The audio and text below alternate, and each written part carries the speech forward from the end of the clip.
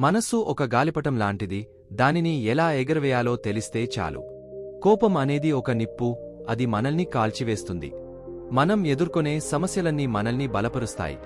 మనం మన ఆలోచనలను మార్చుకుంటే మన జీవితాన్ని మార్చుకోవచ్చు.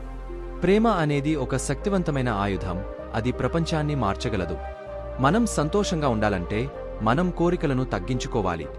మనం మనకు మాత్రమే సహాయం చేసుకోగలం, మరెవరూ మనకు సహాయం చేయలేరు. మనం ప్రస్తుత క్షణంలో జీవించాలి, గతం లేదా భవిష్యత్తు గురించి ఆలోచించకూడదు. మనం మన కోపం, ద్వేషం, అసూయలను వదిలించుకోవాలి. మనం మన చుట్టూ ఉన్న ప్రపంచంతో ఒకటిగా ఉండాలి. మనం మన జీవితంలో ఒక ఉద్దేశ్యాన్ని కనుగొనాలి. మనం మనకు మాత్రమే బాధ్యత వహించాలి. మనం మన భావోద్వేగాలను అదుపులో ఉంచుకోవాలి. మనం మన శరీరాన్ని జాగ్రత్తగా చూసుకోవాలి. మనం మన మాటలను జాగ్రత్తగా ఉపయోగించాలి. మనం మన ఆలోచనలను జాగ్రత్తగా